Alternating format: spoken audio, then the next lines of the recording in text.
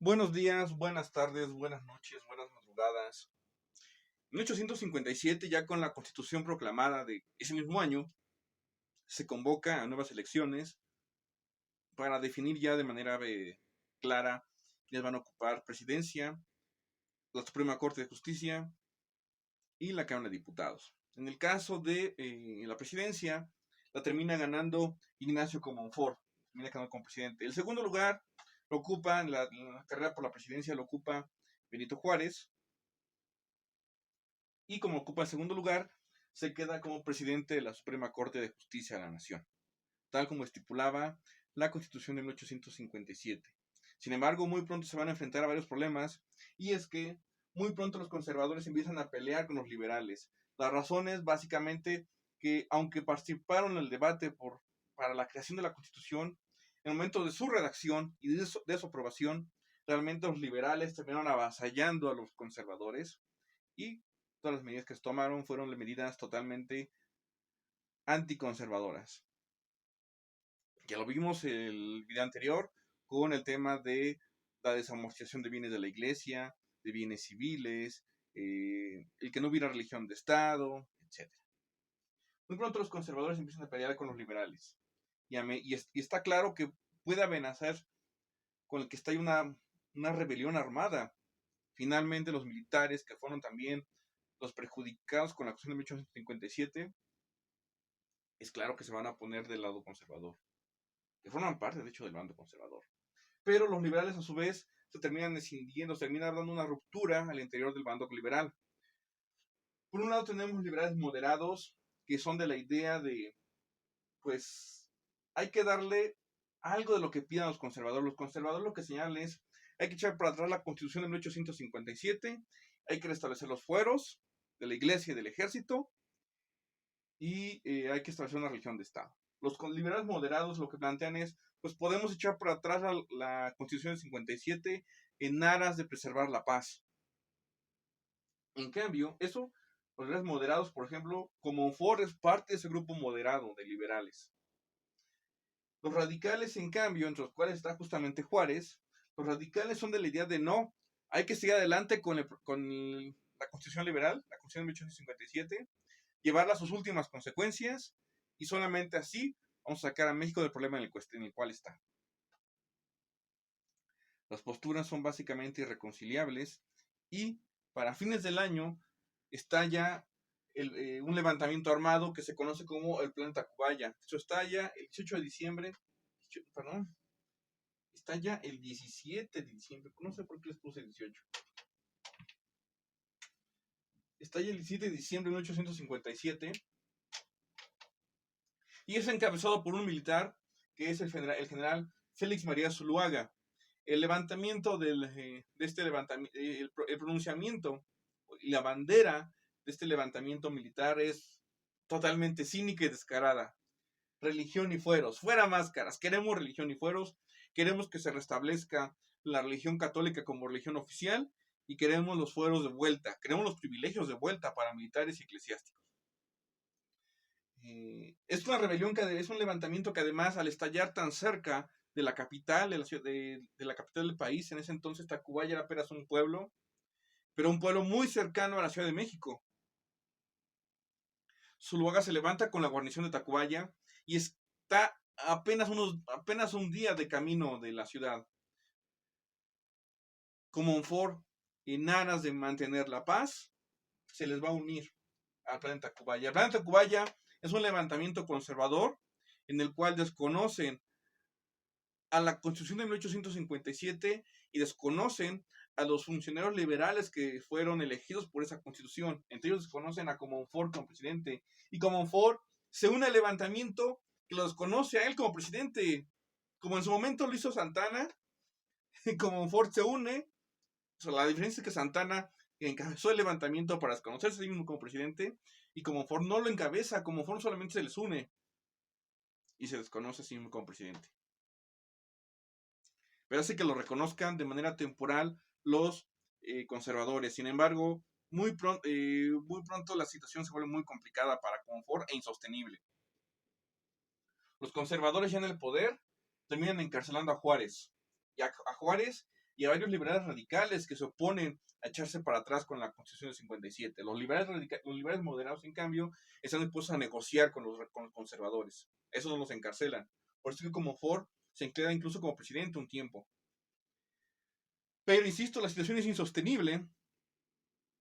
Al final, de todas formas, los conservadores no confían en Comonfort y los liberales, ni radicales ni moderados, ya confían de nuevo en Comonfort. Es decir, termina en Comonfort lo que busca es evitar la guerra y quedar bien con todos, y en su esfuerzo termina quedando mal con todo el mundo, tanto con el bando conservador como con el bando liberal, que era del cual surgió. Comonfort pues se decide que ya valió madres esto y decide renunciar, pero antes de renunciar restablece la Constitución de 1857 que viene derogado los conservadores. Libera a Juárez y otros liberales radicales que habían sido encarcelados, y después de eso renuncia Comonfort a la presidencia. Con la renuncia de Comonfort, Juárez debe ocupar la presidencia de México según establece la Constitución de 1857, y Juárez no está dispuesto a negociar con los conservadores. A Juárez le vale madres el plan de Tacubaya, le vale madres que el levantamiento, y es inevitable que estalle ya la guerra. Es así como en enero de 1858, apenas un mes después del levantamiento del plan de Tacubaya, inicia ya la guerra formal entre liberales y conservadores. Inicia lo que se conoce como Guerra de Reforma o Guerra de los 3 años, porque dura básicamente eso, 3 años, de 1858 a 1860. 3 años cerraditos. En esos 3 años, los liberales y los conservadores se van a enfrentar en condiciones muy distintas, pues básicamente por su estrategia, por sus bases sociales y también por los grupos extramexicanos que los van a apoyar, los grupos extranjeros. Por un lado, tenemos a los conservadores, entonces, y del otro, estamos los liberales. Los conservadores van a financiar la guerra con la riqueza de la iglesia.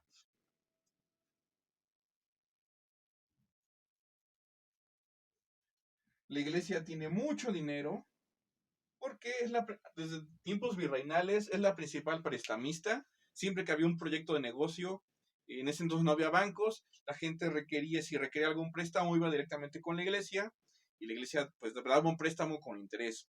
O también mucha gente que quería ganarse el cielo antes de morir, hacía alguna donación pía a la iglesia, algún rancho, alguna hacienda, y eso incrementaba la riqueza de la iglesia. Con esa riqueza, los conservadores van a financiar la guerra de reforma. Además, tienen de su lado la ventaja de tener un ejército profesional. Y en este lado, entonces, militares profesionales.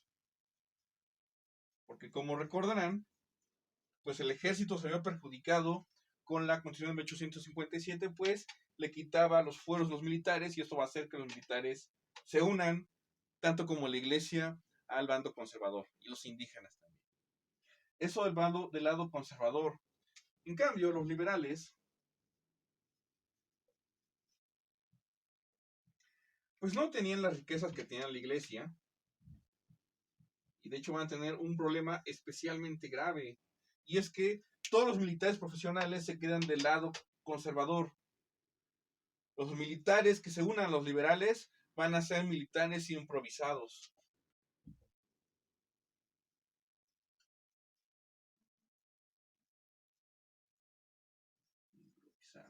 Esto significa que no tienen la capacidad combativa que tienen estos, y van a tener que aprender su oficio sobre la marcha, con ensayo y error. Lo van a aprender a la mala y les va a tomar tiempo. Esto va a ser clave para que al inicio de la guerra pues, los conservadores pues lleven las de ganar. La ventaja que tienen los liberales va a ser, de hecho, justamente por el hecho de que pierden muchas batallas al inicio, la mayor parte del país va a quedar en manos conservadoras. Sin embargo, van a conservar un punto estratégico que es Veracruz.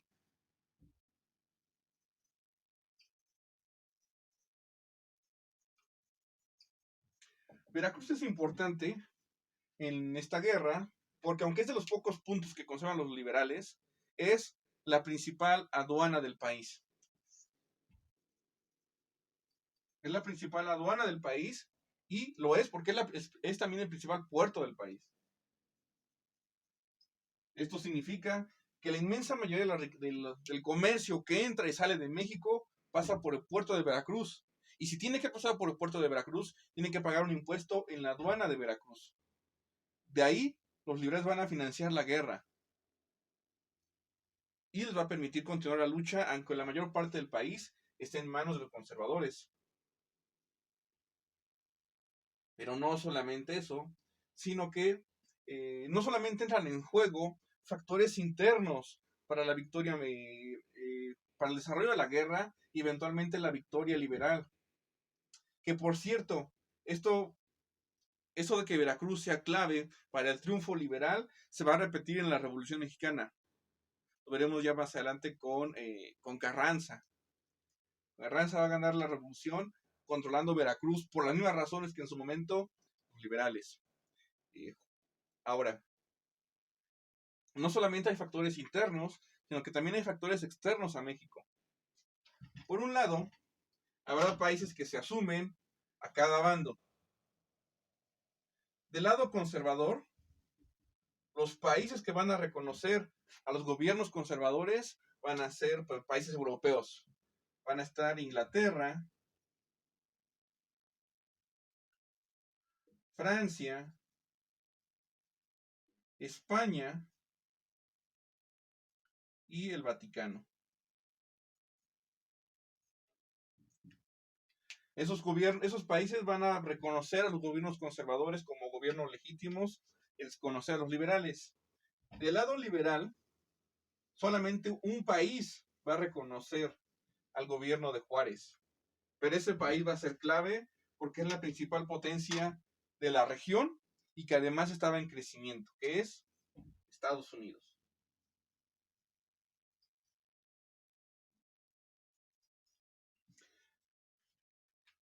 El reconocimiento extranjero es clave porque va a ser lo que le determine a quiénes puedes comprar armas. En ese entonces México no producía ni armas ni municiones. Tienen que comprarlas al extranjero. De ahí que fuera importante que tu gobierno o tu bando de la guerra fuera reconocido por tus gobiernos extranjeros. Los conservadores, con el dinero de la iglesia, van a comprar armas y equipo militar a Inglaterra, a Francia, a España, también al Vaticano, que también hacía negocios. Ellos les van a comprar armas porque los reconocen.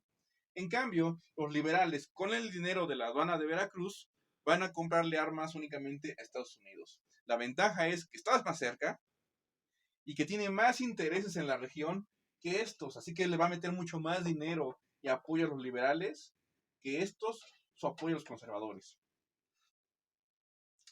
Y así es como está esta guerra en 1858. Durante el primer año de la guerra, pues dado que los liberales tienen una desventaja táctico-operativa, puesto que no tienen militares profesionales como los conservadores, el primer año de la guerra van a ser victoria tras victoria de los liberales, perdón, de los conservadores. El primer año de la guerra, en 1858, va a ser de dominio absoluto de los conservadores. Luego, para 1859, en el segundo año de la guerra, la situación se empieza a equilibrar. Los liberales ya empiezan a adquirir más experiencia en combate y eso les permite, pues ya no ganar, no ganan todas las batallas, ciertamente, pero ya tampoco pierden todas. Y es una situación como más de empate. En el tercer año de la guerra, en 1860, la situación ya se vuelca por completo en favor de los liberales, con victoria tras victoria. No solo han aprendido su oficio, sino que además el dinero, las armas y el financiamiento y apoyo norteamericano pesa mucho más que el apoyo de todos estos juntos para los conservadores. Que por cierto, en este proceso, tanto liberales como conservadores no solamente se limitan a tomar medidas políticas, o más bien de apoyo en el exterior, sino que también buscan conseguir cada vez más apoyo en México. Porque es importante comprar armas, sí, pero también es necesario que haya gente que las use y para eso hace falta reclutar gente. Pero la gente no la reclutas a la fuerza. Los conservadores van a tomar como medidas, por un lado, la abolición de la Constitución de 1857.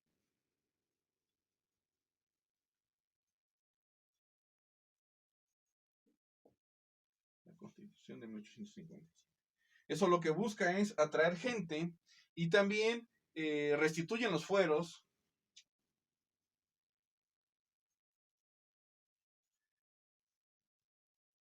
y eliminan el tema de la desamortización de bienes.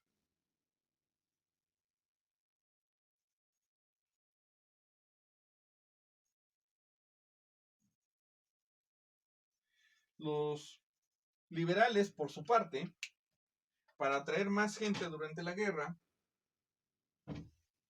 se radicalizan aún más. Los liberales lo que establecen es no solamente conservar la Constitución del 57, no solamente eliminar los fueros, sino que, por ejemplo, en el tema de la desamortización ya no solamente se quedan con la desamortización de bienes, también establecen la nacionalización de bienes eclesiásticos.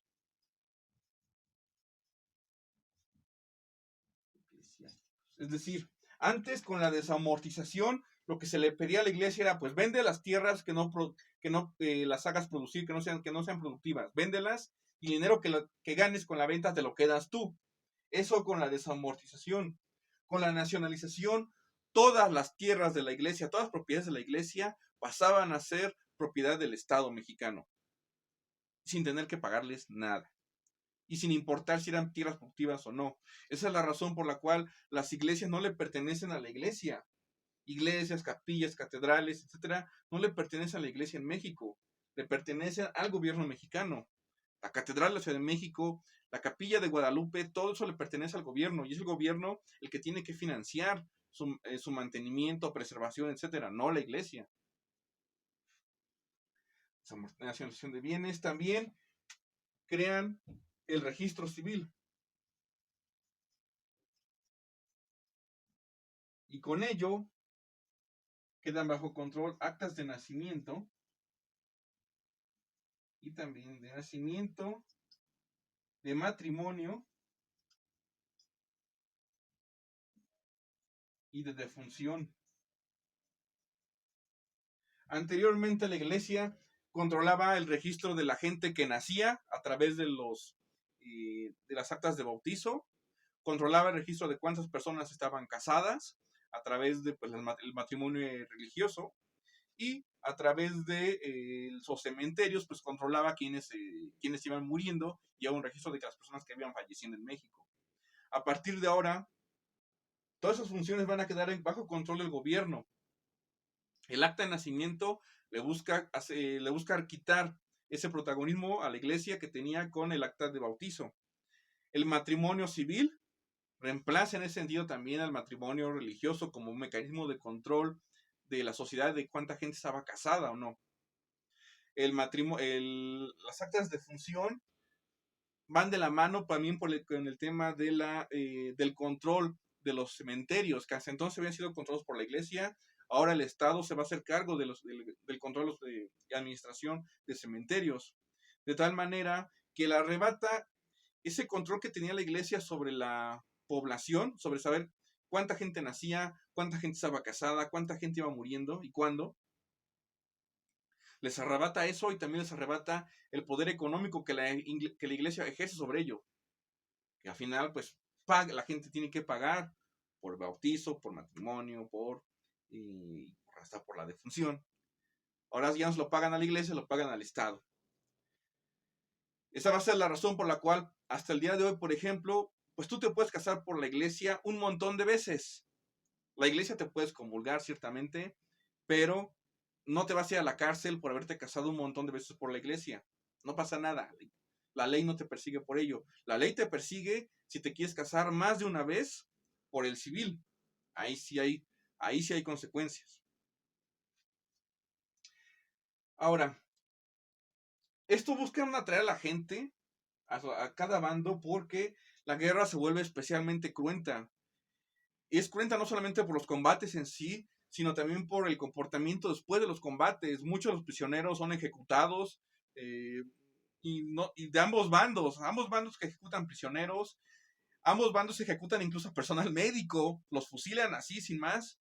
Hay torturas, sin mencionar todos los saqueos de actividades de rancherías, de haciendas. Es una situación muy complicada, muy miserable para toda la población mexicana que le toca vivir esos 3 años de guerra. De hecho, hubo intentos, tanto de liberales como conservadores, de acercarse y negociar la paz, de ponerle fin a la guerra, justamente por lo mismo de que fue extremadamente violenta. Y hasta ellos se dieron cuenta de que pues, tenemos que bajarle de huevos a esto y llegar a una solución antes de que esto salga aún más de control. El problema era que las posturas de liberales y conservadores eran prácticamente irreconciliables y al final todos los intentos de negociar una paz fracasaron y siguieron adelante con la guerra. El problema es que llega un punto en el que se estira demasiado los recursos económicos.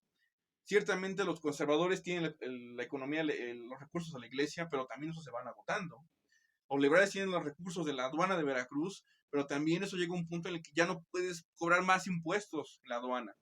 Hace falta más dinero y con ello financiar la guerra.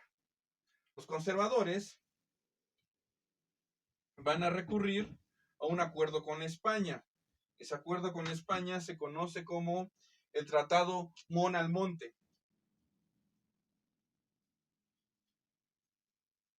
Mon-Almonte. Este entonces es con España. Tiene ese nombre porque el representante conservador es Almonte, Juan Nepomuceno Almonte, y el representante español es el señor Mon. Ahorita no me acuerdo el nombre. Lo interesante con el tema de Juan Nepomuceno Almonte es que Almonte era el hijo de Morelos. Morelos debía estar revolcándose en su tumba al saber que su hijo se volvió conservador.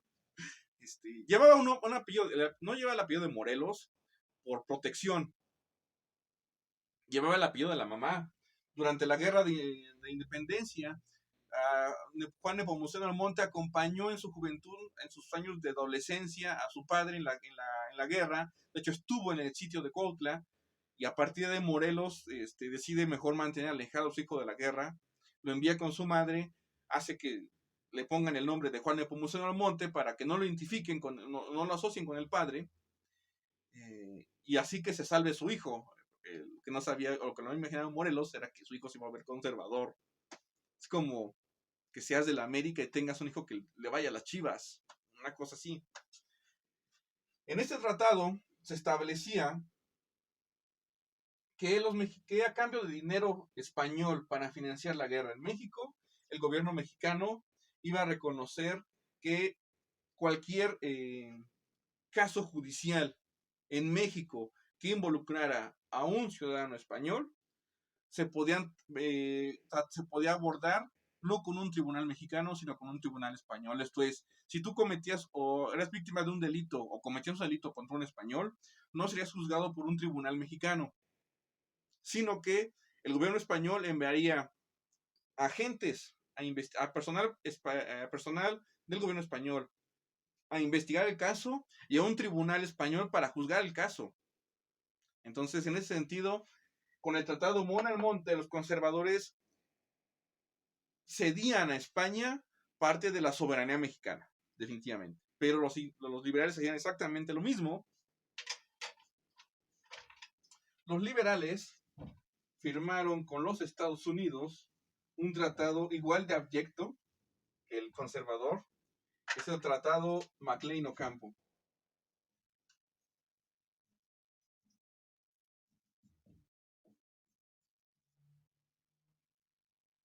Tratado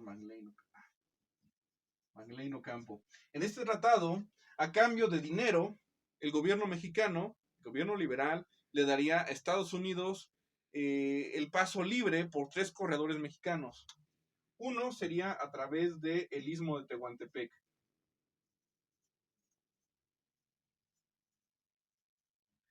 El Istmo de Tehuantepec es una zona en la cual precisamente actualmente el gobierno de López Obrador quiere hacer un proyecto de corredor transísmico.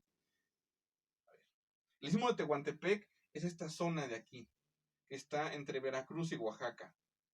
La idea es comunicar ambos océanos, hacer lo que eventualmente los norteamericanos construían en Panamá, el canal de Panamá, y los norteamericanos tendrían el paso libre por ahí. Y no es el único paso, también tenían otros dos. Uno a través que iba de un corredor que iba de Nogales, en Sonora, a Guaymas, también en Sonora, y uno más que iba de Matamoros hasta Mazatlán. El gobierno liberal, el gobierno de Juárez, entregaba esos tres corredores a los norteamericanos. Los norteamericanos lo podrían utilizar de manera perpetua, para siempre, sin pagar nada. E incluso podrían enviar tropas a la zona si consideraban necesario para proteger sus intereses económicos. La idea era que los norteamericanos enviaran más dinero a México. El gobierno norteamericano firma el tratado, por cierto, y reconoce esto.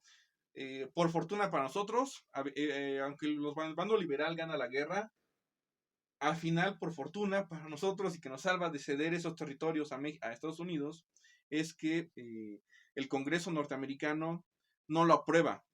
No aprueba el tratado de Maguino Campo, y no lo aprueba porque le preocupa que toda esa zona termine bajo control de los estados sureños. Recuerden que están en este enfrentamiento entre estados sureños contra estados norteños, entre estados esclavistas contra estados libres. Su guerra civil aún no estalla, pero es obvio que ya están a unos años aparte de que estallen en 1861. Entonces, el Congreso norteamericano, los estados sureños, los estados esclavistas, pues sí votan a favor del tratado, pero los estados del norte, los estados libres, votan en contra para evitar que esos corredores y esas fuentes de ingreso económico queden en manos de los esclavistas en caso de una guerra. Así que eso salva a México. Es una guerra bien complicada, insisto, en el segundo año hay una situación de tablas, los conservadores tratan de atacar Veracruz, que es el último reducto liberal, tratan de atacar Veracruz, pero tratan de atacarlo solamente por tierra, y se dan cuenta de que pues, no se puede bloquear por tierra un puerto, hace falta también bloquearlo por mar, así que ese mismo año se dirigen a Cuba. Cuba en ese entonces todavía parte de España, parte del Imperio Español, que apoya a los conservadores. Compran en Cuba, al gobierno español le compran barcos, le compran artillería y equipan a esos barcos con esa artillería. Para ahora sí, lanzó un ataque tanto por tierra como por mar contra Veracruz. Lo que salva al gobierno de Juárez, que se establece en Veracruz, es que en el camino por el Golfo de México, la flota norteamericana intercepta a esta escuadra conservadora y les quitan sus barquitos a los conservadores. Se los quitan bajo el argumento de que llevan bandera de un gobierno al que los norteamericanos no reconocen. Entonces, eso salva a Juárez. Hubo por ahí una intervención también británica, envían barcos a Veracruz con el pretexto del cobro de la deuda externa que México le debía a los británicos. Ese pretexto, el objetivo realmente es meterse en México y apoyar a los conservadores. Sin embargo, Juárez les quita el pretexto pagando con dinero de la aduana de Veracruz, cuando menos un adelanto de la deuda. Entonces eso ya tranquiliza a los británicos y les quita la justificación para intervenir en México. Se puso muy complicada. Sin embargo, insisto, eso en el segundo año. En el tercer año de la guerra, ya para 1860, es una situación donde los conservadores empiezan a perder cada vez más y más batallas, sus recursos económicos se van achicando cada vez más, mientras que los recursos liberales que vienen procedentes justamente de Estados Unidos les dan la vuelta a la situación.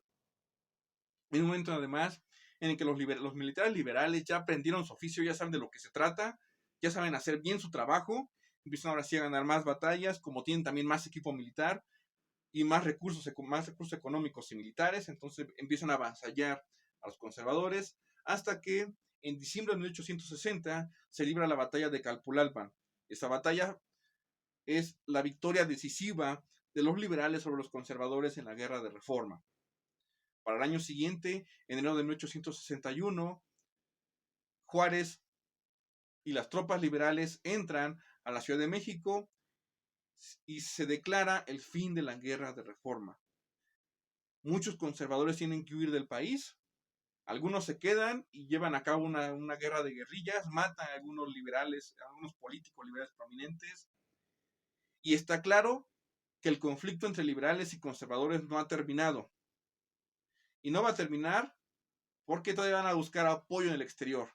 Y ese apoyo va a venir de Francia y va a estallar esta guerra de reforma. Su segunda parte va a ser la guerra de intervención francesa. Inicia como una guerra civil interna a México y termina convirtiéndose en guerra internacional al involucrar a Francia, a Austria y a Bélgica. Pero de eso hablaremos en el siguiente video. Hasta entonces.